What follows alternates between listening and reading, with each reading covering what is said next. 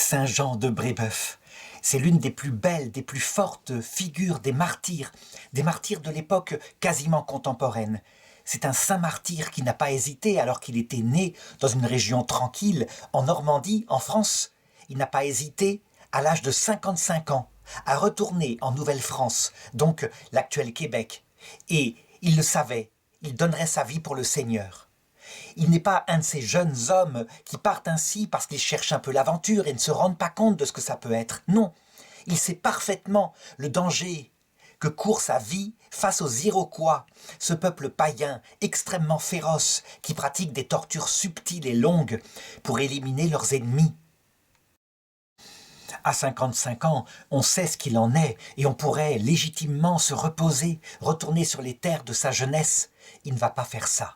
Il a été canonisé et c'est véritablement, il le mérite. Parce qu'en plus, il s'avère que c'est un mystique et un être intelligent de la communauté des Jésuites qui va mettre par écrit non seulement sa spiritualité, mais aussi qui va essayer de convertir les Iroquois en respectant leur culture. Ça veut dire en faisant un dictionnaire pour comprendre leur langue, pour comprendre leurs coutumes.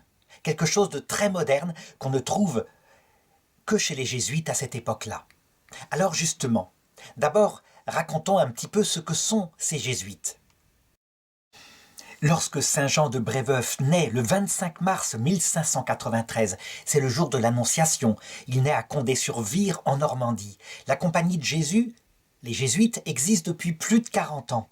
C'est un ordre fondé par un ancien militaire espagnol, un homme qui avait une vie de patachon. On croit que tout le monde était croyant, profondément croyant à cette époque-là. Ce n'est pas vrai, on courait après les choses de ce monde. Il avait combattu lors de la Reconquista contre les Arabes en Espagne, il avait été blessé par un boulet de canon et là, face à sa mort, au nombre compté de ses jours, il s'était finalement converti, la grâce était tombée sur lui. Il avait organisé la Compagnie de Jésus un peu à la manière de ce que faisaient les militaires avec un général qui obéissait profondément par un vœu au pape et puis une organisation dans la pauvreté, la chasteté, l'obéissance. Saint Ignace était un homme intelligent, ça veut dire qu'il estimait que ces jésuites devaient avoir une excellente formation. Mais à cette époque-là, si c'était un ordre intellectuel, il se mettait au service, un peu comme une armée, au service de la contre-réforme catholique, donc du Concile de Trente. Il n'avait rien à voir avec la dérive qu'il y a eu à partir des années 70, où beaucoup de jésuites sont devenus des déconstructeurs de la théologie catholique. C'est une crise qui leur passera.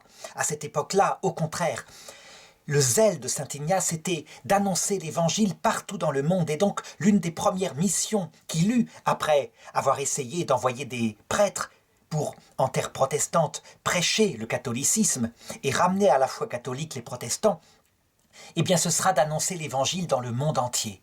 Donc, lorsque Saint Jean de Brébeuf naît, cet ordre est déjà depuis longtemps établi. Saint Ignace de Loyola est mort. La réforme protestante est fortement établie, en particulier en Allemagne et dans les pays du nord de l'Europe, en Angleterre aussi. On a peu de renseignements sur l'enfance de Jean, mais ce qu'on le sait, c'est que sa famille est une famille plutôt seigneuriale en Normandie. Ils ont un château, une propriété de famille. On le connaît par exemple par un oncle qui aura une certaine célébrité, par un de ses neveux qui aura une certaine célébrité et qui se vantera d'être le neveu de Saint Jean de Brébeuf. Il y a une chose qu'on sait, c'est que ses parents vont essayer de lui offrir les meilleures études, celles qui sont données à cette époque-là, et il fera même des études supérieures. Par contre, la façon dont lui est venue sa vocation, on n'en a aucune idée, on peut se douter que la grâce lui est tombée dessus.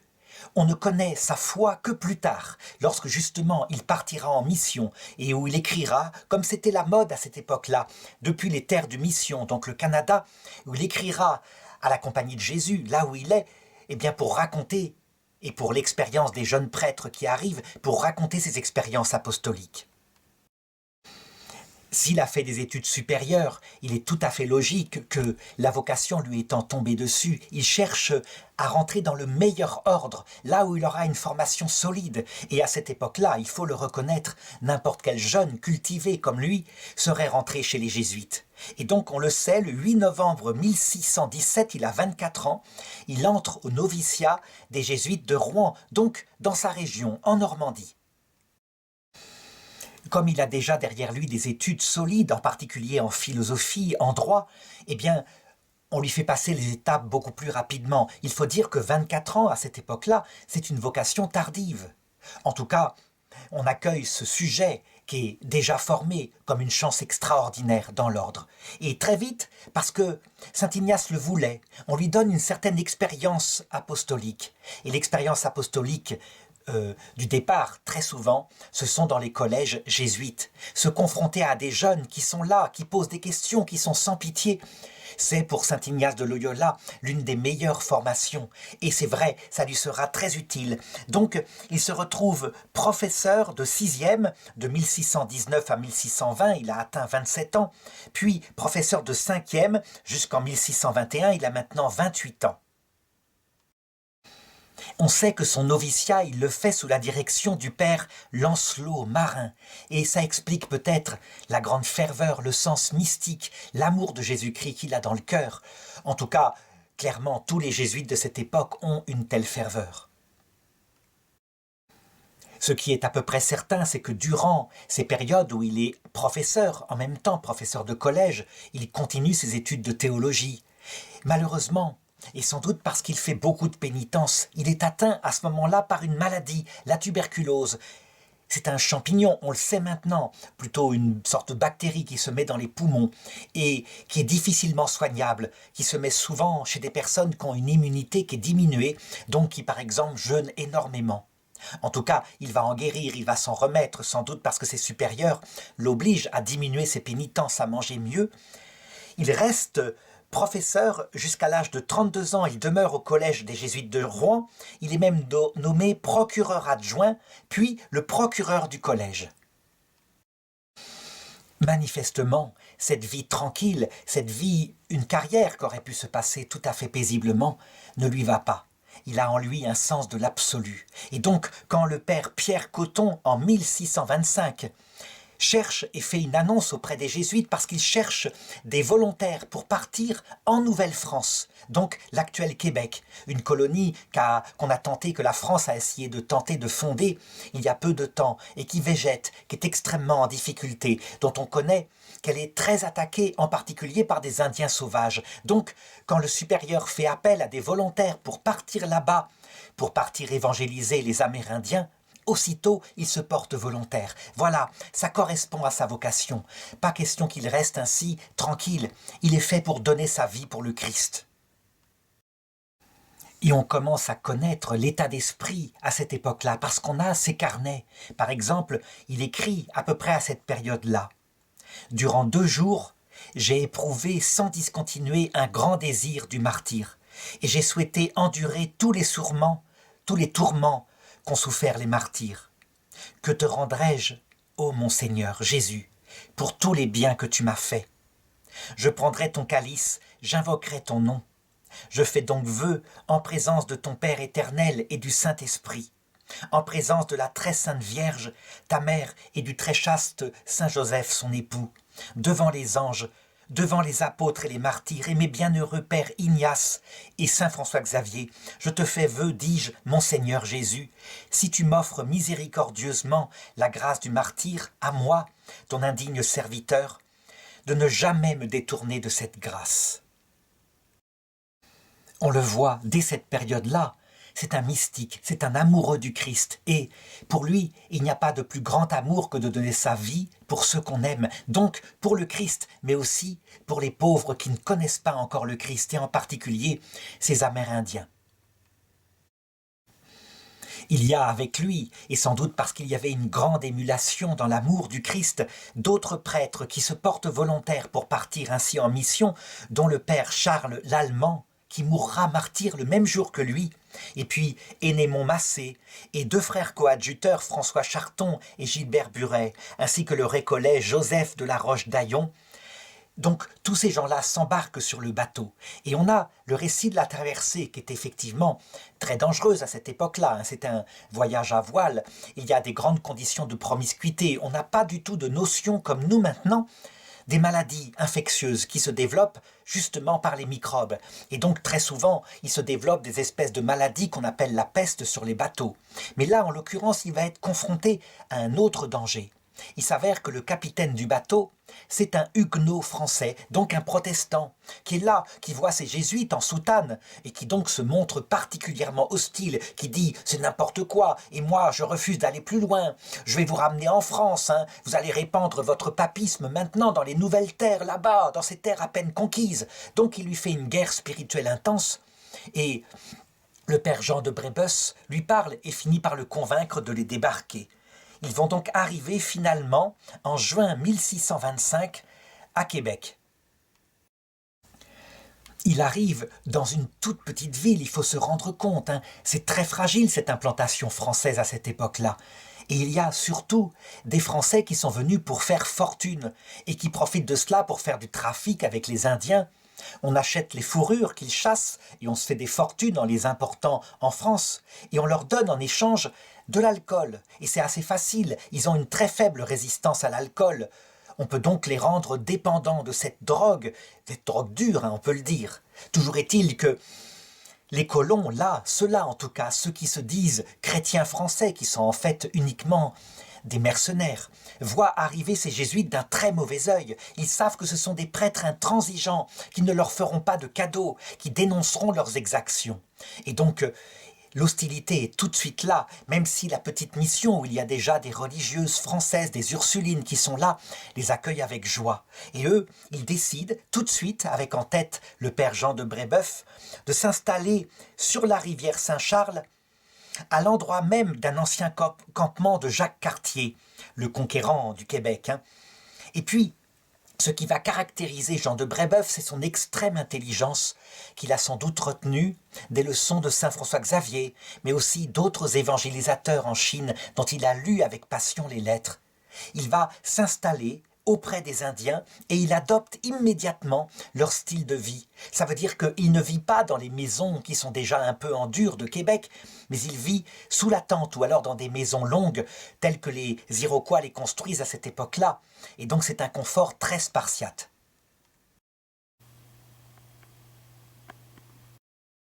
Alors je parlerai tout à l'heure de la situation politique, mais là pour le moment, il faut regarder le comportement du père de Brébeuf. Eh bien, d'abord, ce qu'il faut, et il le dit à ses frères, il faut s'inculturer, il faut apprendre la langue, il faut apprendre toutes les langues et l'apprendre avec sérieux. Il commence à interroger des enfants en particulier, il leur demande comment se prononce dans la langue huronne, puisqu'il est d'abord, au départ, auprès de la nation huronne, eh bien, les mots pour des objets clairs, il les note sur sa feuille. Les enfants parfois rient, mais ils voient ce prêtre qui est si gentil, et donc ils continuent de le fréquenter. Il commence à élaborer un dictionnaire français-huron, et puis ensuite français-iroquois, c'est une autre forme de langue. Son objectif est évidemment d'annoncer l'Évangile, mais pour cela, il doit connaître profondément les mœurs de ces tribus, pour savoir ce qui, dans leur religion, est assumable par la foi chrétienne. Ce sera le même problème, on le sait, en Chine, où là on découvre, comme dans toutes les civilisations pratiquement, un culte des morts. Et le culte des morts, les jésuites estiment que c'est tout à fait évangélisable. Ça veut dire que nous avons dans la foi catholique, effectivement, les âmes du purgatoire. Et même, dans certaines traditions, des âmes qui, mortes, restent sur le lieu où elles ont vécu, où elles ont péché, et peuvent hanter des maisons. Évidemment, il y aura de grands ennuis avec les dominicains qui, eux, ont une autre forme de théologie, qui pensent que ça n'existe pas. et qui obtiendront évidemment une condamnation des jésuites en Chine. En ce qui concerne la Nouvelle-France, eh bien Jean de Brébeuf met tout par écrit. On a de lui par exemple un dictionnaire huron français, on a aussi un catéchisme parce qu'il a une d'excellente mémoire, il retient très vite la langue, il la parle très très vite et donc il lui faut maintenant des instruments pour évangéliser.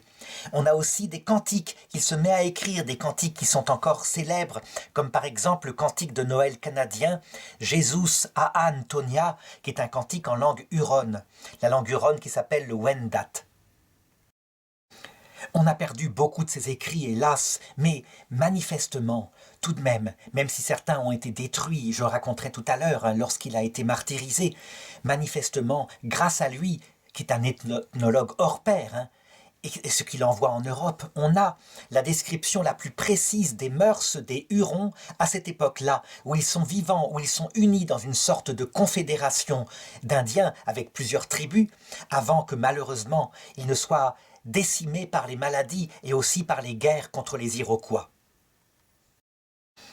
Alors pour bien montrer cette première approche qu'il a lors de son premier voyage en Nouvelle-France, je voudrais lire un extrait d'une réflexion du père René Latourelle, qui est un jésuite beaucoup plus tardif et qui dit « J'éprouve une grande affection et une grande admiration pour tous nos martyrs, mais particulièrement pour le père de Brébeuf. En effet, il est non seulement le fondateur de la mission huronne, mais aussi le premier mystique de la Nouvelle-France, le chef de file des ethnologues de la Huronie, l'auteur du premier dictionnaire et de la première grammaire huronne. Et je veux souligner aujourd'hui 2 traits du père de Brébeuf qui en font le modèle des missionnaires du passé, comme aussi le modèle des missionnaires de l'avenir. Le premier est son souci d'inculturation. Et ça c'est vrai, c'est un souci que le Concile Vatican II a mis en avant. Et on voit que dès le XVIe siècle, le XVIIe siècle en l'occurrence ici, les jésuites sont au cœur de cela. Il en a vécu la réalité bien avant le mot. Délibérément, il s'est fait huron avec les Hurons, avec leur régime alimentaire, la fameuse sagamité, faite de poissons et de maïs broyés. Il en a aussi adopté le logement, la cabane, avec toutes les incommodités du froid, de la fumée, de la vermine, de la promiscuité avec les chiens. Et surtout, lui qui appartient au siècle de Corneille, Racine, Molière, il n'a pas songé un instant à franciser les Hurons, comme on l'a fait à une époque plus récente avec l'anglais, mais il les a dotés d'une langue écrite qu'ils ne possédaient pas. Là, je voudrais m'arrêter un instant pour montrer quelque chose qui, effectivement, est un trait caractéristique de la colonisation de l'Amérique du Nord par les Français. Ça se passe très différemment des Anglais. Il y a véritablement un respect chez les Français de la culture indigène, chose qu'on ne constatera pas par exemple aux États-Unis d'Amérique. Et à une époque maintenant, en 2021, où on voit au Canada une sorte de repentir, on se frappe la poitrine parce que effectivement, à la fin du 19e siècle, on a essayé de faire des Amérindiens des Français dans les écoles où on les mettait. Et donc il y a un repentir, mais il faut bien comprendre que ceci est arrivé très tardivement, à l'époque où il y avait le nationalisme qui était comme une vague qui remplissait le monde. Il faut savoir que la langue huronne est une langue très difficile pour quelqu'un qui est français. Il y a très peu de mots abstraits, c'est quelque chose de très concret. Et donc quand on veut faire passer un message avec une certaine théologie, eh bien, il faut des années pour apprendre la langue. Il faut, on estime, 6 ou 7 ans pour que les jeunes jésuites qui arrivent en Nouvelle-France puissent être capables de prêcher en langue huronne. Eh bien, il va devenir le professeur de tous ceux qui ensuite seront envoyés depuis la France pour continuer sa mission d'évangélisation.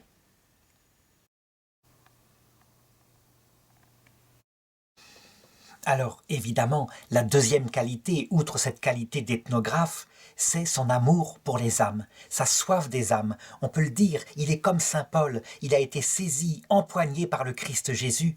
Et on peut dire ce qu'on disait de lui Bérulle, il ne voulait que Jésus-Christ, sa langue ne parlait que de Jésus-Christ, sa conduite ne tendait qu'à établir Jésus-Christ. Son supérieur, qui s'appelle Ragueneau, déclare que l'amour du Christ chez lui était comme un feu qui, s'étant enflammé dans son cœur, croissait de jour en jour pour y faire régner Jésus-Christ. Malheureusement, ce feu qu'il voudrait répandre sur la terre, au début, il ne va pas y arriver. On pourrait même dire que cette première étape de sa mission va être un échec. Il ne va évangéliser pratiquement personne. Personne n'écoute le message du Christ qu'il donne. Et au contraire, en 1629, il a maintenant 36 ans, la guerre se déclare entre Louis XIII et l'Angleterre. Si bien que l'Angleterre n'a qu'une seule idée, essayer de voler les colonies françaises partout où elles existent dans le monde. Et donc, un contingent est envoyé ainsi en Nouvelle-France. Les navires des frères Louis et Thomas Kirk sont là qui bloquent l'entrée jusqu'à la ville de Québec au point que la famine se déclare. Et ça devient impossible, d'autant plus qu'on n'a pas de militaires pour défendre ainsi la mission. Donc à un moment donné, devant l'inévitable, les Anglais ayant mis les moyens, Champlain est obligé de remettre la Nouvelle-France aux Anglais. Il règne à cette époque-là, en Angleterre, un grand sectarisme, une grande haine des catholiques qu'on appelle des papistes. Il y a en particulier ce conflit permanent avec l'Espagne qui se profile, et donc quand on voit ces missionnaires qui sont rappelés ainsi à Québec, ils sont rapidement expulsés. On ne les tue pas, mais on les renvoie en France, qu'ils aillent s'occuper de leurs oignons là-bas. Et donc, c'est ainsi que, avec la considération des quelques colons qui sont restés sur place, le père Jean de Brébeuf et les autres missionnaires retournent en France et reprennent des activités, des activités qui ne sont pas celles qu'ils voudraient faire, avec ce sens de l'absolu. Cet exil, parce que c'est comme ça que le prend le père Jean de Brébeuf, cet exil en France ne va durer que 3 ans. En fait, le 29 mars 1632, voici qu'un traité est conclu entre la France et l'Angleterre à Saint-Germain-en-Laye. Et dans ce traité, l'Angleterre accepte de rétrocéder à la France sa colonie à Québec. Il peut donc s'embarquer de nouveau et il arrive le 23 mai 1633 à Québec. Il a maintenant 40 ans. Et il arrive dans une situation politique que je voudrais maintenant raconter, qui est typique de cette époque-là. Saint François Xavier s'en était déjà plaint en Inde. Il avait constaté que très souvent, il y avait des commerçants qui venaient. Ça veut dire que beaucoup de colons étaient là pour se faire de l'argent, simplement de l'argent. Et qu'il y en avait d'autres qui venaient au contraire pour apporter la civilisation. C'est quelque chose qui est dans l'homme. Il y a le désir de l'or et il y a le désir d'annoncer Jésus-Christ. C'est ce qui se passe partout. L'homme est double. Donc il y a d'un côté les Français catholiques qui traitent avec les Hurons, ils leur achètent leur fourrure. Et le but, évidemment, c'est de les rapatrier en France. Mais de l'autre côté, il y a les Hollandais qui sont protestants et les Anglais qui, eux, s'acoquinent plutôt avec les Iroquois, une autre tribu. Et ainsi, on a 2 blocs qui s'opposent. Or, il s'avère que les Iroquois, qui sont des païens, très peu évangélisés, les jésuites ont très peu pénétré cette tribu, ou plutôt ce groupe de tribus, les Iroquois ont une espèce de façon de faire la guerre qui est particulièrement cruelle. On peut dire que les Iroquois sont les plus féroces guerriers de toute l'Amérique du Nord. Si on pouvait se faire une idée de leur religion païenne, elle ressemble quelque part à celle qu'on verra, qu'on a vue en Europe, jusqu'à l'époque de Charlemagne, la religion des Saxons, où le guerrier qui meurt glorieusement, victorieux au combat, va dans le paradis, dans l'autre monde. Et donc, la plus grande preuve de courage, ce n'est certainement pas la douceur, mais c'est au contraire le fait d'affronter la mort et la guerre comme un guerrier victorieux.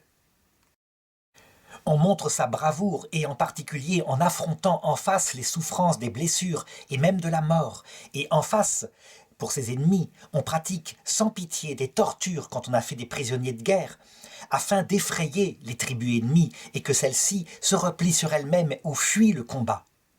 C'est une pratique de la terreur quelque part.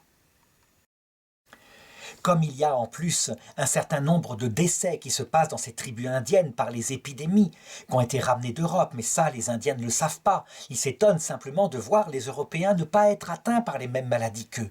Eh bien, la population des Iroquois diminue.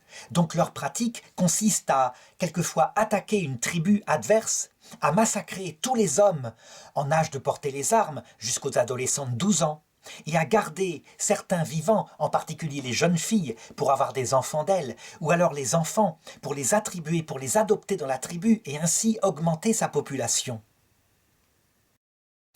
Ce sont des pratiques que nous, en Europe, nous avons connues, mais certainement à l'âge du bronze, et qui ont disparu depuis longtemps, même dans le Proche-Orient. On les voit racontés dans la Bible, par exemple, au niveau du livre des juges, où on voit les tribus d'Israël qui, à un moment donné, n'ont pas assez de femmes pour qu'une tribu puisse avoir des enfants et qui n'hésitent pas à razzier une tribu arabe du secteur pour lui voler les vierges. Le père de Brébeuf et le père Lallemand sont parfaitement au courant de la chose et ils savent maintenant que les guerres ont ainsi reprises, particulièrement féroces, que leur vie sera en danger et leur mort pourra se passer dans des souffrances terribles. Toujours est-il qu'ils voudraient retourner auprès de leur ancienne mission, là où ils avaient planté les arts de l'évangélisation. Mais les Amérindiens, les Hurons, ont tellement peur qu'ils refusent de les accompagner là-bas. Ils pensent que c'est du suicide quelque part. Le père de Brébeuf ne se décourage jamais, il est porté toujours par ce feu de l'évangélisation. Il prie le Seigneur pour qu'il l'aide et par tous les moyens possibles, il essaye de se faire accompagner pour retourner sur ses terres de mission. Alors, je passe sur évidemment les péripéties de tout cela. Sachons simplement que sa vie est sans cesse en danger, il se cache sans arrêt.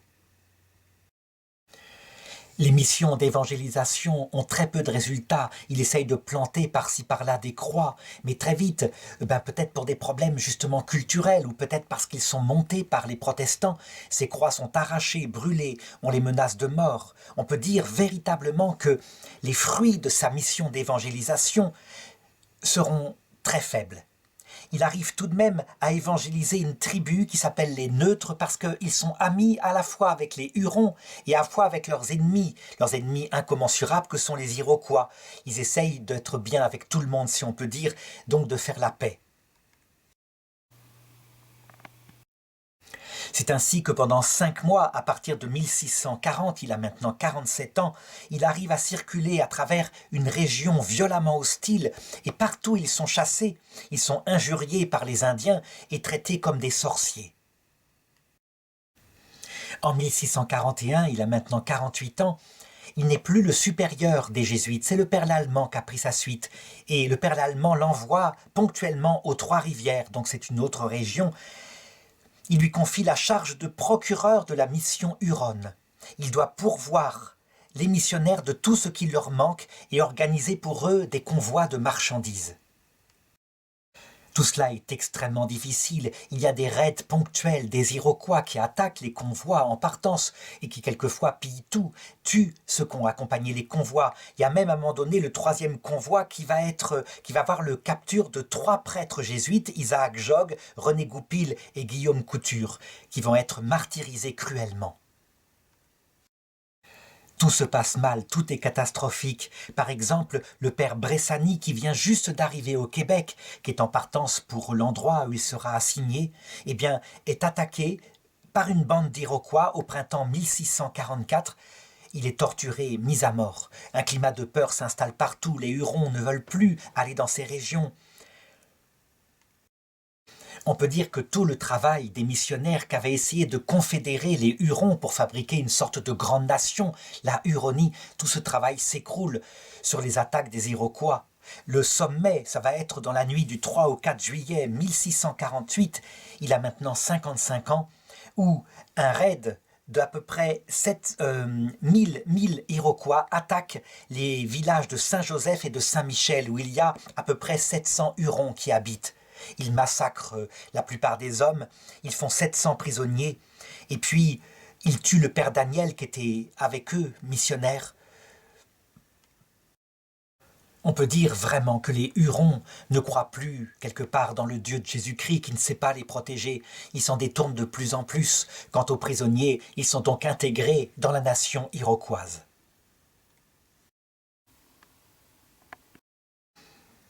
Le père de Brébeuf, lui, il avance en âge. 55 ans, c'est un âge déjà avancé, mais il garde la même ferveur.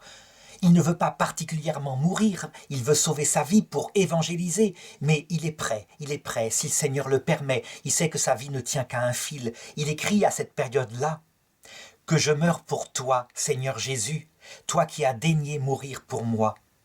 Ainsi, je voudrais qu'il ne me soit jamais permis, à l'avenir, soit d'éviter les occasions de mourir pour toi, qui se présenteront, à moins que je juge que ce serait pour la plus grande gloire de Dieu, soit de ne pas accepter joyeusement le coup de mort déjà reçu. À toi donc, mon Seigneur Jésus, j'offre déjà et mon sang, et mon corps, et mon esprit, afin que je meure pour toi si tu me l'accordes, toi qui as daigné mourir pour moi. Fais que je vive de telle sorte que tu veuilles que je meure ainsi. Oui, Seigneur, je prendrai ton calice et j'invoquerai ton nom. Jésus, Jésus, Jésus. Ô mon Dieu, que n'êtes-vous connu? Que ce pays barbare n'est-il pas converti à vous? Que le péché n'en est-il aboli? Que n'êtes-vous aimé? Oui, mon Dieu, si tous les tourments que les captifs peuvent endurer en ce pays, dans la cruauté des supplices, devaient tomber sur moi, je m'y offre de tout mon cœur, et moi seul je les souffrirai. Je voudrais m'arrêter ici.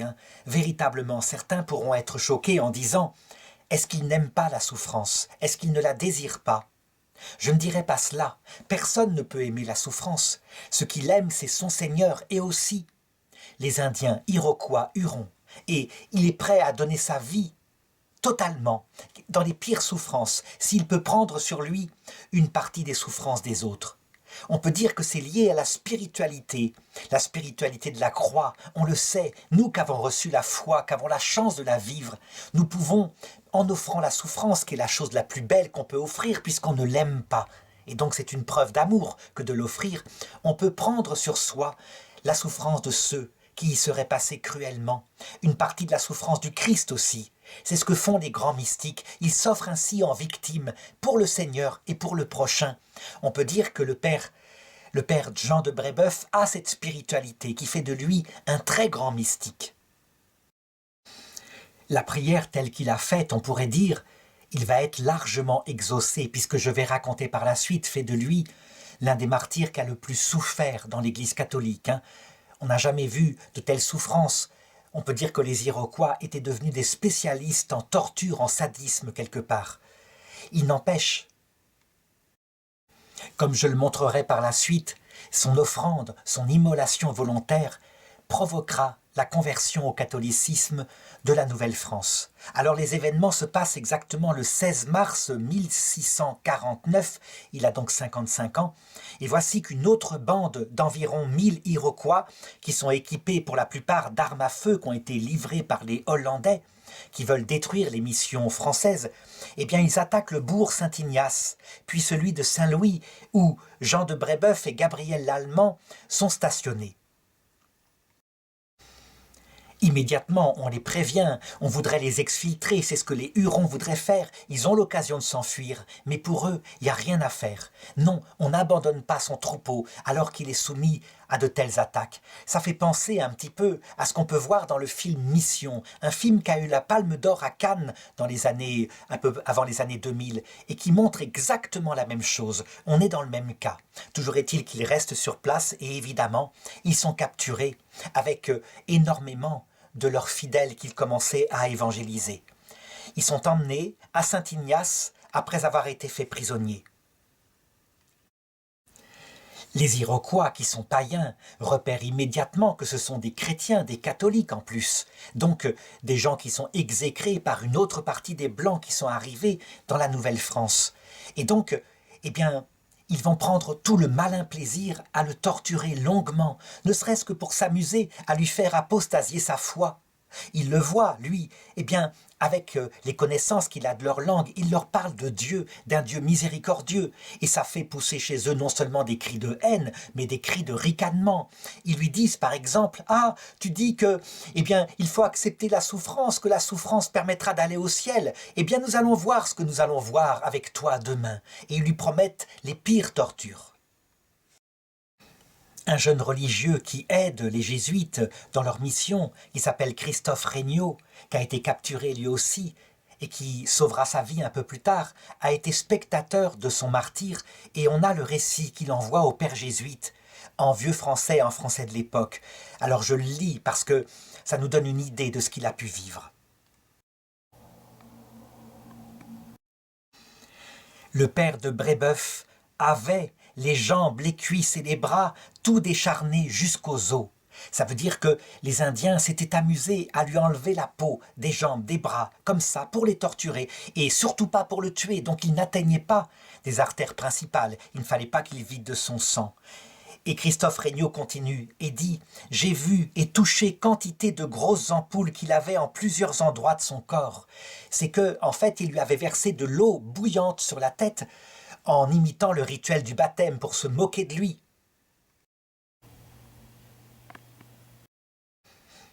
Et il continue. J'ai vu et touché la plaie d'une ceinture d'écorce toute pleine de pois et de résine qui grilla tout son corps. J'ai vu et touché les brûlures du collier qu'ils avaient fait avec des haches qu'on lui mit sur les épaules et sur l'estomac. J'ai vu et touché ces 2 lèvres qu'on lui coupa à un moment donné parce qu'il parlait toujours de Dieu pendant qu'on le faisait souffrir et il ne criait pas, mais il leur disait qu'ils seraient accueillis et pardonnés et qu'il prierait pour eux. J'ai vu et touché les endroits de son corps qui avaient reçu plus de 200 coups de bâton. J'ai vu et touché le dessus de sa tête écorchée. En effet, à la fin de son martyre, évidemment, on l'avait scalpé, le scalp étant une pratique qui ne venait pas des Indiens au départ, qui avait sans doute été apportée par les Occidentaux, qui avait été pratiquée dans les pays nordiques à l'époque des Vikings. En tout cas, on peut dire qu'on lui fit subir cela. J'ai vu et touché l'ouverture que ces barbares lui firent pour lui arracher le cœur. Et j'ai passé certains passages. Il a subi des humiliations sur ses parties génitales en particulier, qu'on ne peut même pas décrire ici. Toujours est-il qu'à la fin, comme ils le pratiquaient dans leur rituel, qui ressemble un peu, je l'ai dit, à ceux des Saxons, ils lui arrachèrent le cœur pour le manger, et sans doute pour intégrer en eux la force qu'ils avaient constatée chez lui, parce que dans tout ce qu'il subit pendant des heures, jamais une seule fois il ne s'était plaint.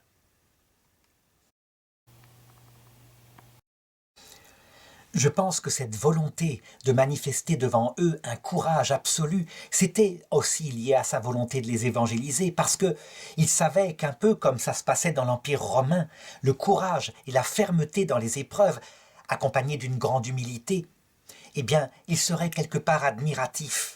Et ils en garderaient quelque chose dans leur conscience et dans leur cœur. Eux, au contraire, sans doute éméchés par la boisson, les boissons fortes qu'ils ajoutaient à cela, eh bien, ça les mettait encore plus dans le sadisme et ils le torturaient encore plus longuement.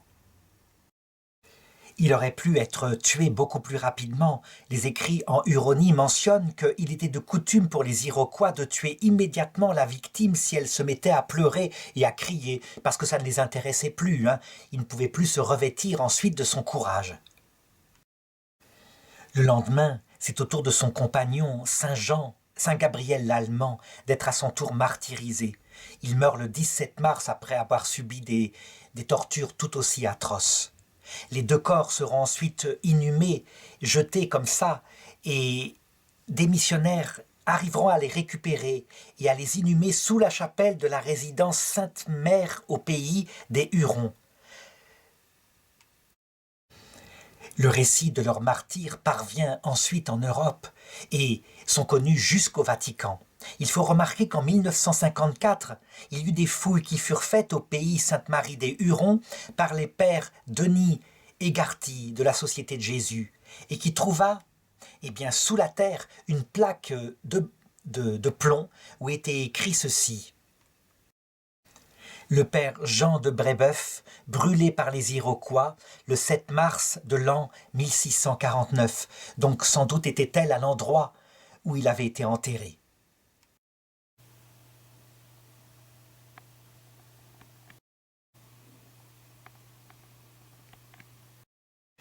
Comment conclure cette vie? Eh bien de 2 façons. La première, qui serait extérieure, qui nous ferait regarder les choses comme cela, en disant « Ces hommes-là ont donné leur vie pourquoi? Ils ont eu très peu de fruits sur la terre. » Ça, c'est un regard secondaire. Il y a un autre regard qui peut être plus profond. Nous savons que le père Jean de Brébeuf a été accueilli ce jour-là par le Christ. Il avait subi le même martyre que lui, et dans sa souffrance, évidemment, il n'y avait plus aucun orgueil. Comment pourrait-on être encore fier de soi quand on a subi de telles souffrances? Mais par la suite, le Seigneur lui a confié véritablement ce pourquoi il avait travaillé toute sa vie, l'évangélisation du Canada. D'ailleurs, quelque temps plus tard, une toute jeune religieuse, qui elle aussi est béatifiée, la bienheureuse Marie-Catherine de Saint-Augustin, qui venait de France dès l'âge de 16 ans pour se consacrer, elle aussi, à la mission et aux Indiens. Il lui apparut en rêve, en lui disant « Offre ta souffrance, fais comme moi, offre-la dans la prière, et je t'assure, tu obtiendras que les démons qui empêchent que cette terre reçoive l'Évangile, que les démons soient vaincus. » Et c'est ce qu'elle fit. Et ce qui est absolument étonnant, c'est que juste après son acte d'offrande, eh bien, la guerre avec les Iroquois fut comme calmée. Certes, on doit dire que la France avait envoyé un contingent de militaires qui aida aussi beaucoup. Il n'empêche que les événements furent tellement concomitants que la bienheureuse Marie-Catherine de Saint-Augustin est comptée, elle aussi, parmi les grandes fondatrices du Québec catholique.